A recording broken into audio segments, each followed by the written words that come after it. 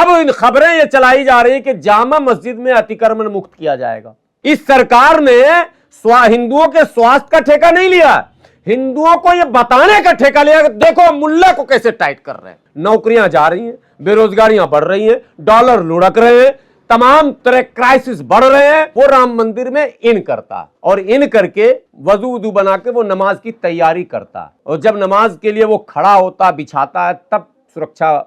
लेकिन अंदर वालों ने पकड़ लिया तो हंगामा हुआ।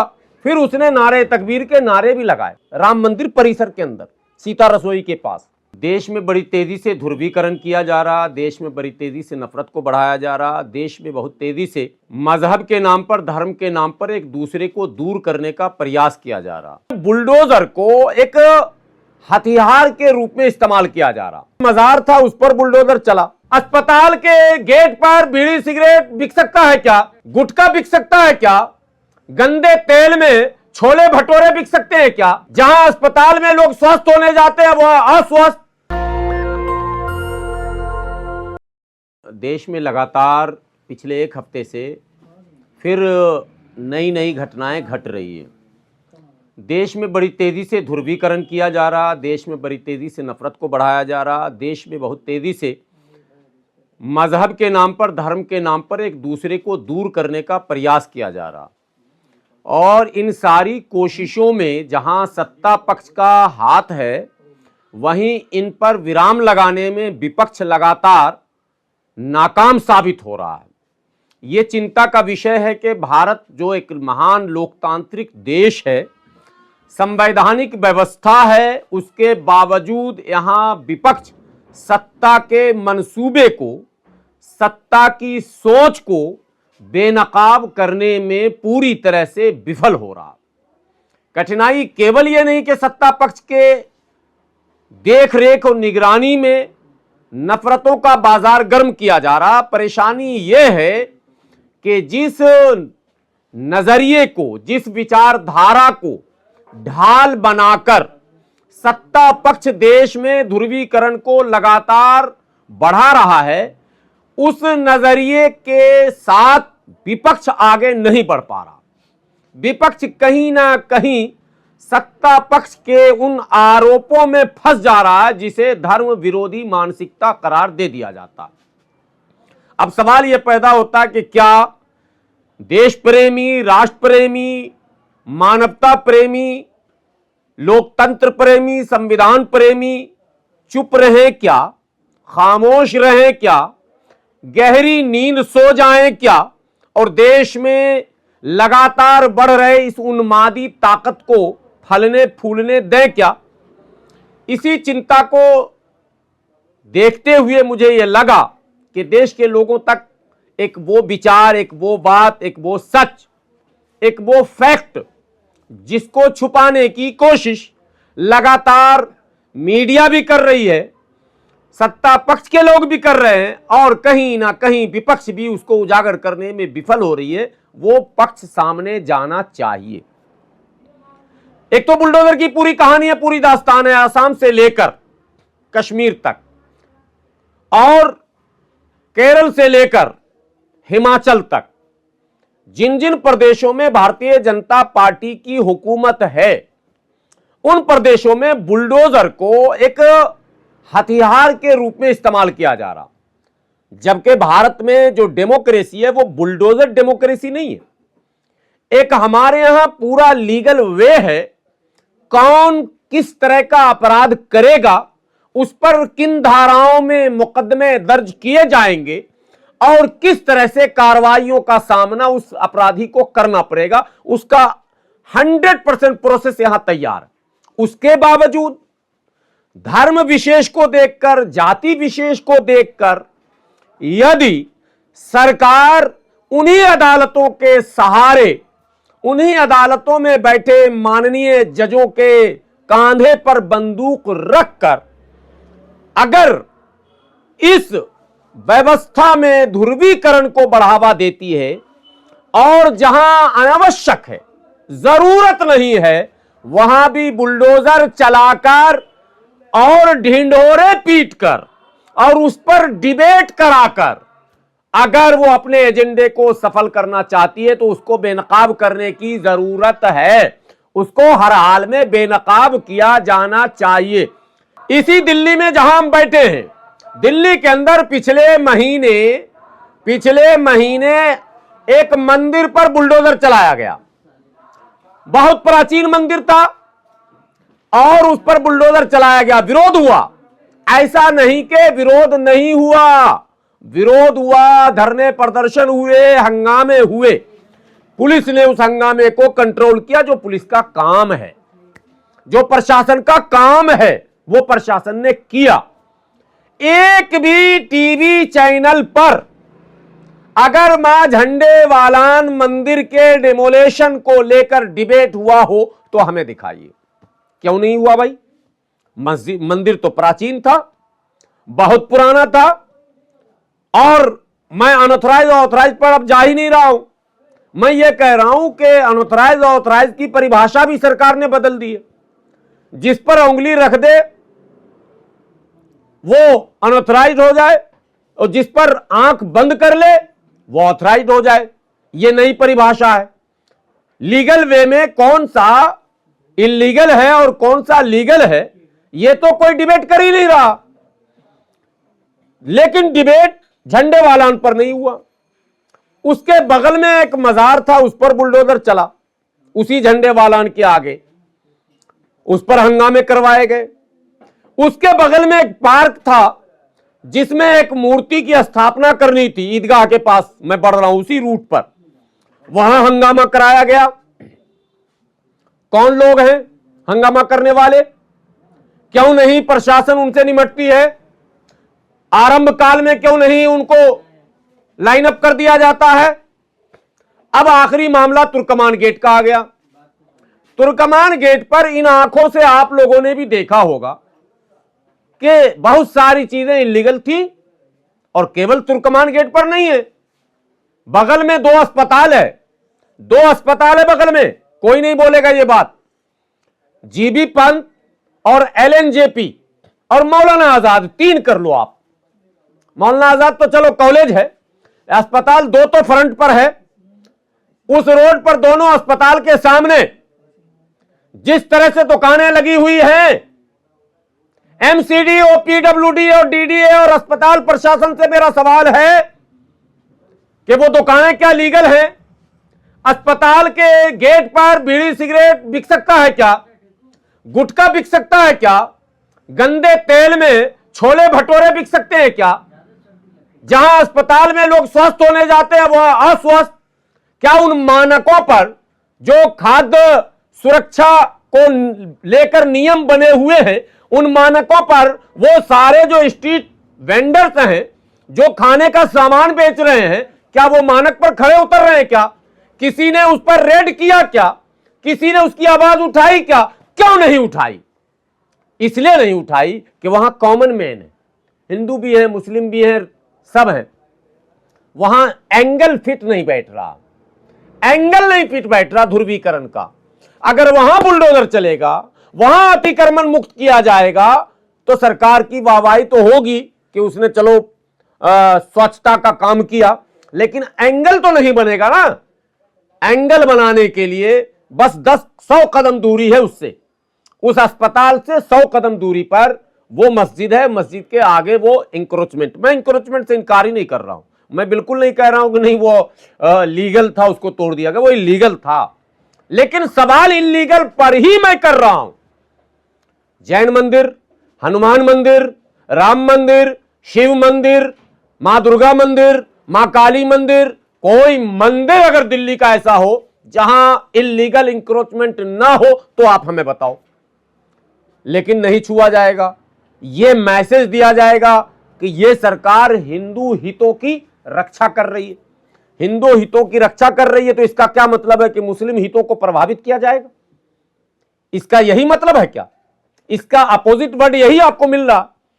अब खबरें ये चलाई जा रही है कि जामा मस्जिद में अतिक्रमण मुक्त किया जाएगा। क्यों भैया, जामा मस्जिद में अतिक्रमण मुक्त क्यों करेंगे आप? मैं प्रशासन से सवाल कर रहा हूं, और मैं देश के नागरिकों से, हिंदुओं से, मुसलमानों से, सिखों से, ईसाइयों से यह पूछना चाहता हूं कि जामा मस्जिद का इंक्रोचमेंट नमाजी जो जाता वो मुसलमान जाता, वो झेले, आपको क्या दिक्कत? जामा मस्जिद का अनधिकृत जो कब्जा है वो मुसलमान उसको झेल रहा है, लेकिन हॉस्पिटल पर जो अनधिकृत कब्जा है, राम मनोहर लोहिया के गेट पर जो है, सफदरजंग के गेट पर जो है, और तमाम अस्पतालों के गेट पर जो है, छोले भटूरे कुलचे भन बनाती मक्खियों के बीच में समोसे, ब्रेड पकौड़े, चाय पान बीड़ी सिगरेट, दुनिया जहान की वो तमाम दुकानें जो वहां हैं, उससे तो हिंदू का हित प्रभावित हो रहा ना, स्वास्थ्य हिंदू का खराब हो रहा है ना।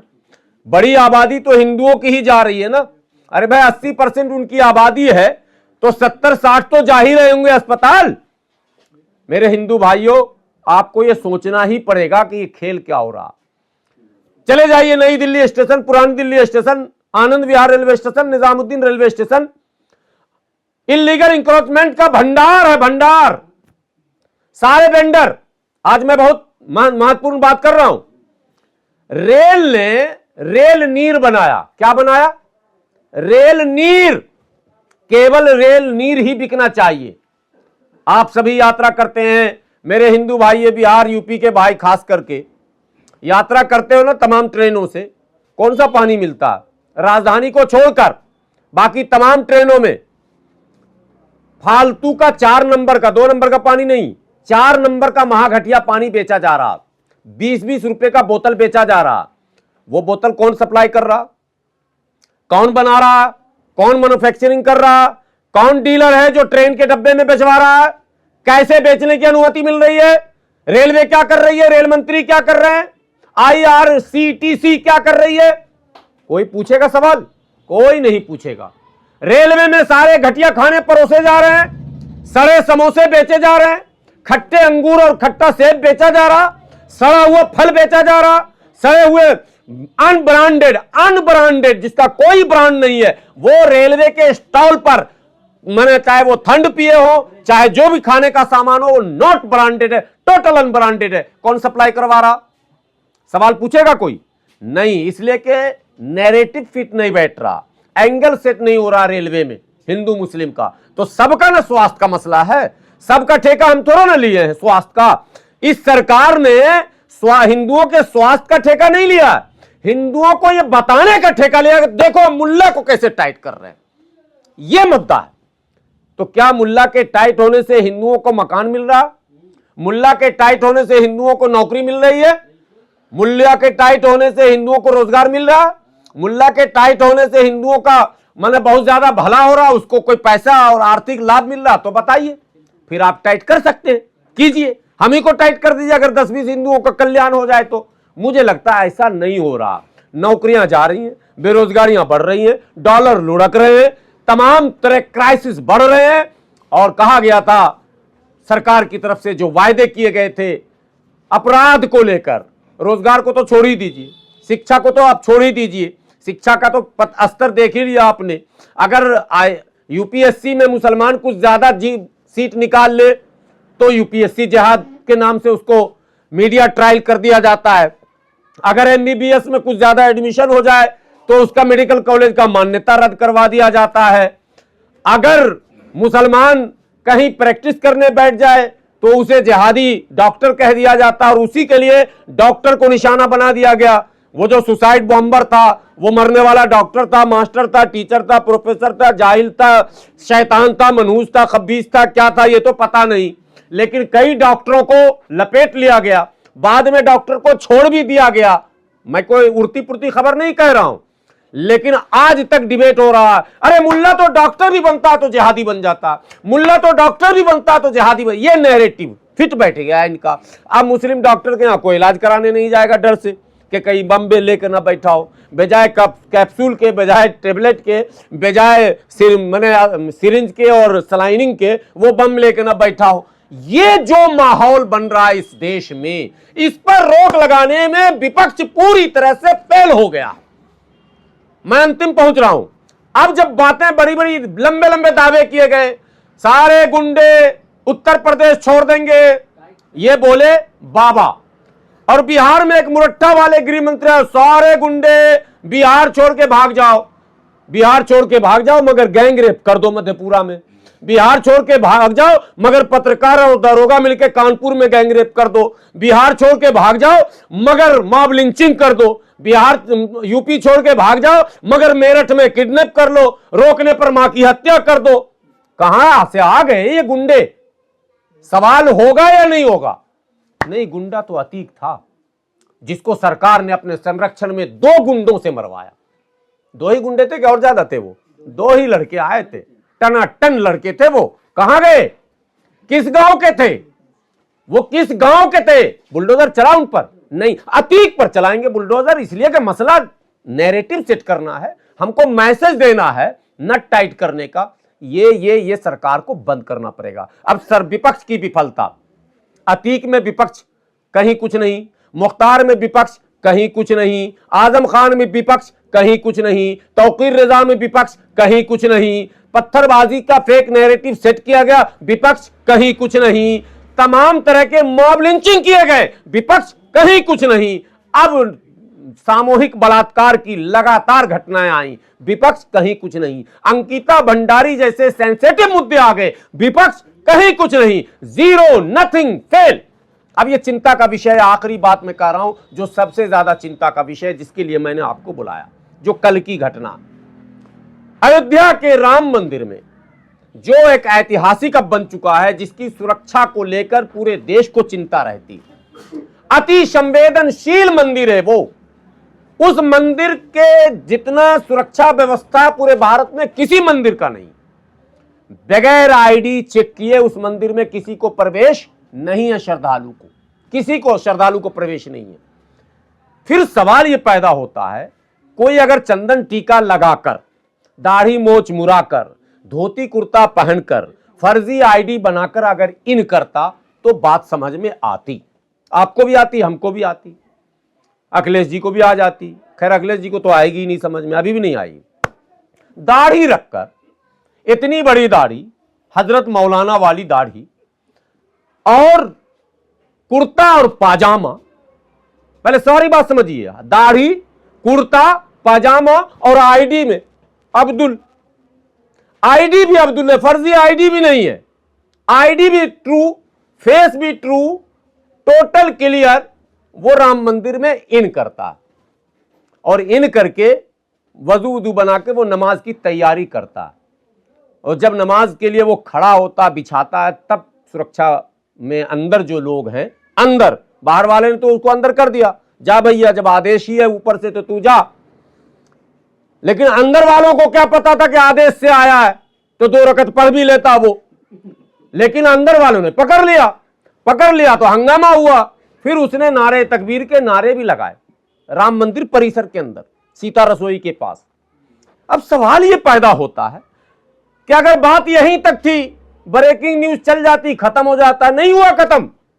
अब टीवी वालों को बुलाया गया, मीटिंग होती है और सरकार का ऑर्डर जाता है, टीवी वाले विज्ञापन चाहिए नहीं चाहिए? बोला हाँ। बोला 5 मुल्ला को बुलाओ, उसमें सरवर मुल्ला को भी बुला लेना, 5 मुल्ला को बुलाओ, 5 पंडित को बुलाओ। और ये पूछता है भारत, कैसे वो मुल्ला घुसा?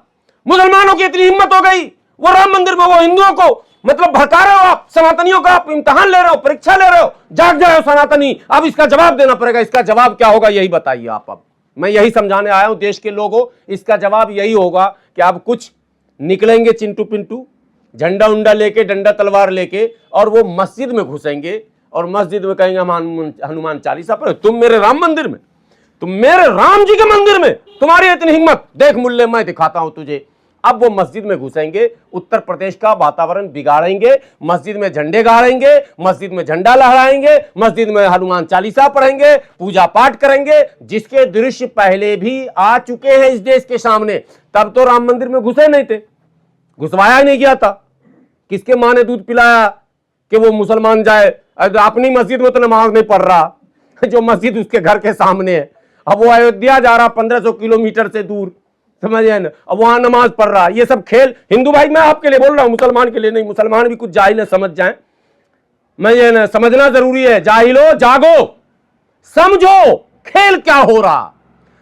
सत्ता पर काबिज रहने के लिए जिस तरह से पिछले शासकों ने, जिन्हें लोगों ने ग्रेट और महान कह दिया, जिन्होंने अपने धर्म को, अपनी जाति को, अपनी तमाम चीजों को कुर्बान कर दिया, दीन इस्लाम छोड़कर दीन इलाही बना ली, अपनी शादी जो है राजपूतों में कर ली, अपने अभिभावक राजपूतों और ब्राह्मणों को बना लिया, सिर्फ सत्ता के लिए, जिसका नाम अकबर था, जिसको आपने, हमने नहीं, आपने ग्रेट भी कहा, महान भी कहा। यहां अशोक को भी आपने महान कहा, जिसने अपने कई भाइयों की हत्या कर दी। आपने ऐसे को महान कहा। और 49 साल से अधिक सत्ता में रहने वाले औरंगजेब को भी लोगों ने कई जगह महान कहा शासक। उसने भी अपने भाई को, अपने बाप को, भाई को तो काट ही डाला और बाप को कैद कर डाला। तो सत्ता के लिए जब भाई और बाप को नहीं लोग देखता है, धर्म को देखेंगे। ये हिंदू विरोधी है, सनातन विरोधी है, भारतीय सभ्यता और संस्कृति के विरोधी है, भारत के संस्कार के खिलाफ।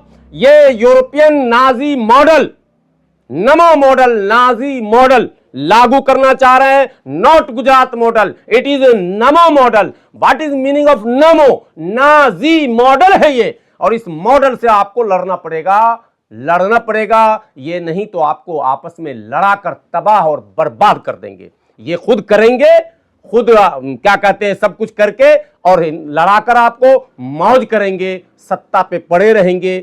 आप मर जाएंगे, कट जाएंगे, लड़ जाएंगे, तबाह हो जाएंगे। अगर आपको तबाही से बचना है, आपको इस देश से प्यार है, अगर इस देश के लोगों से प्यार है, इस देश की धरती से प्यार है, इस देश की मान्यताओं परंपराओं से अगर प्यार है, इस देश की सभ्यताओं से अगर प्यार है, इस देश के रहने वाले इंसानों से अगर प्यार है, तो आपको इन मक्कारों की बातों को समझना पड़ेगा। सत्ता के लालची लोग कभी भी सत्य को सामने आने नहीं देंगे। इनका हिडन एजेंडा होता है। इसलिए प्यार प्रेम को बचाने के लिए, इस देश को बचाने के लिए जरूरी है कि सच को समझिए। जिसमें विपक्ष फेल हो रही है, आपको समझा नहीं पा रही है, विपक्ष से विनती है, जरा रिसर्च किया कीजिए। इतना रोटी हम खाते हैं तो आप तो हमसे अच्छा मक्खन लगा के खाते हैं। हम तो सूखी रोटी खाए हुए खुद सूखे हुए हैं। आपके पास क्या कमी है? क्यों नहीं रिसर्च करते? आपके प्रवक्ता क्यों नहीं टीवी पर यह बात बोलते कि आखिर ये क्यों हो रहा है? ऐसा कौन कर रहा है? इसकी जांच कौन करेगा? कैसे पता चलेगा कि इस खेल के पीछे कौन है?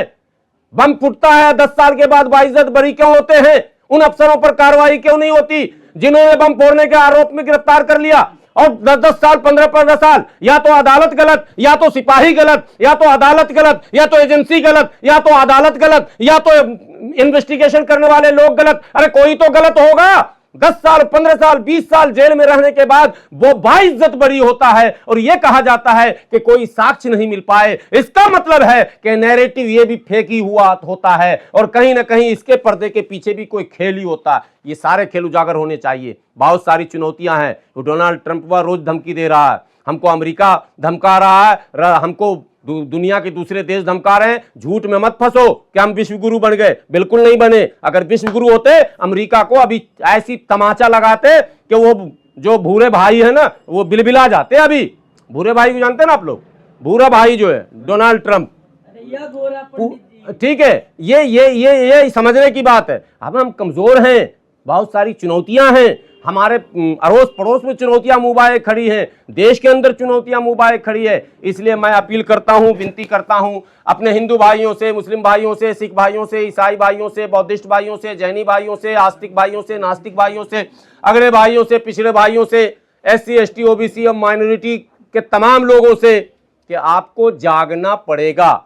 नहीं जागेंगे, देश बचा नहीं पाएंगे, संविधान बचा नहीं पाएंगे। ये मुद्दा दस्तक की आपसे गुजारिश है कि अगर इसको बचाना चाहते हैं तो नेशनल दस्तक को सब्सक्राइब करने के लिए रेड कलर के सब्सक्राइब बटन को दबाएं, फिर बेल आइकन की घंटी दबाएं। नेशनल दस्तक को बचाने के लिए बहुत जरूरी है कि हर खबर को शेयर करें, लाइक करें, कमेंट जरूर करें।